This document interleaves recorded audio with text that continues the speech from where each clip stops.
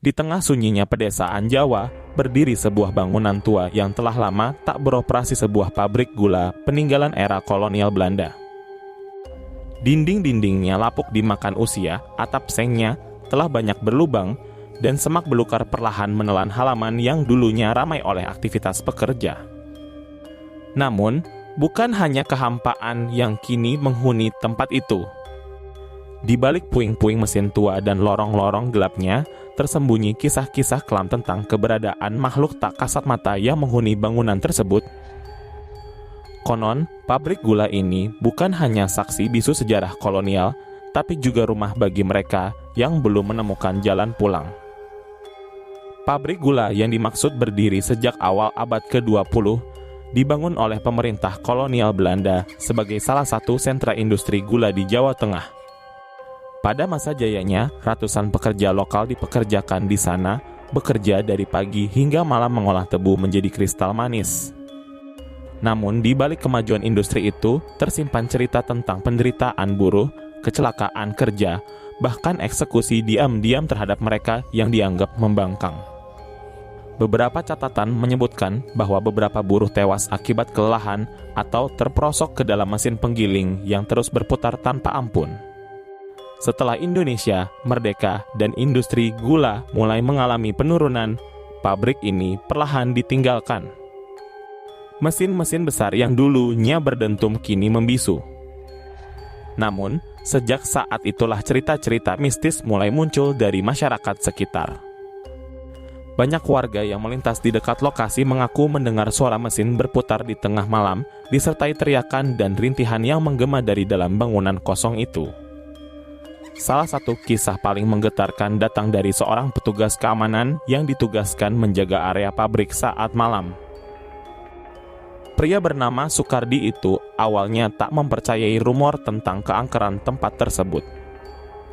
Namun, pada malam ketiga ia bertugas, sekitar pukul 2 dini hari, ia mendengar suara sepatu bot berderap keras di lantai besi lorong utama. Mengira itu pencuri, Sukardi mengejar suara itu dengan senter. Anehnya, setiap kali ia mendekat, suara itu berpindah ke lorong lain. Hingga akhirnya, ia menemukan sosok seorang pria tinggi besar berpakaian seragam kolonial berdiri di ujung lorong, wajahnya pucat, matanya kosong menatap lurus ke arah Sukardi. Ketakutan, ia jatuh terduduk dan tak sadarkan diri. Esok paginya, ia ditemukan oleh warga, tak mampu berkata-kata hingga beberapa hari. Setelah kejadian itu, ia memilih berhenti dari pekerjaannya dan tidak pernah lagi mendekati kawasan tersebut. Pengalaman serupa juga diceritakan oleh sekelompok pembuat konten yang mencoba melakukan eksplorasi malam di dalam pabrik tersebut untuk keperluan dokumentasi. Dalam rekaman video mereka, terdengar suara-suara aneh, bunyi rantai diseret, suara perempuan menangis, dan bisikan dalam bahasa Belanda. Salah satu anggota tim bahkan kerasukan saat berada di ruang ketel tua, ngoceh dalam bahasa yang tak dimengerti. Setelah diselidiki, kalimat itu rupanya merupakan bahasa Belanda kuno yang berarti, "Jangan ganggu pekerjaanku." Cerita-cerita dari masyarakat pun tak kalah menyeramkan. Seorang ibu rumah tangga yang tinggal tidak jauh dari lokasi pabrik mengaku pernah melihat barisan orang berjalan dengan kepala tertunduk dan membawa alat pemotong tebu melintasi pekarangannya saat dini hari. Mereka berjalan seperti tidak menyadari kehadirannya. Saat ia mencoba memanggil suaminya, barisan itu menghilang begitu saja. Fenomena-fenomena ini memperkuat keyakinan warga bahwa pabrik gula itu masih dihuni oleh arwah para pekerja yang dahulu meninggal dalam kondisi tragis. Tidak semua dari mereka menyadari bahwa hidup mereka telah berakhir. Beberapa mungkin masih bekerja menjalankan rutinitas yang sama setiap malam. Bahkan ada kepercayaan lokal bahwa tempat-tempat seperti ini menjadi semacam penjara spiritual bagi jiwa-jiwa yang belum mendapat penerimaan atau pelepasan secara layak. Pakar supranatural yang pernah menelusuri lokasi tersebut menyatakan bahwa energi di pabrik itu sangat padat.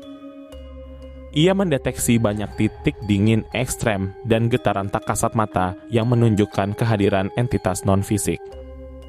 Bahkan beberapa titik di dalam bangunan disebut-sebut sebagai gerbang menuju dimensi lain, tempat di mana arwah para pekerja masih terperangkap dalam siklus penderitaan mereka.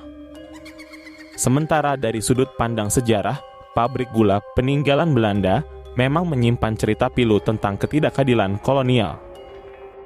Ia menjadi simbol kekuasaan asing atas tanah pribumi, tempat di mana keringat dan darah rakyat tumpah demi keuntungan pihak penguasa.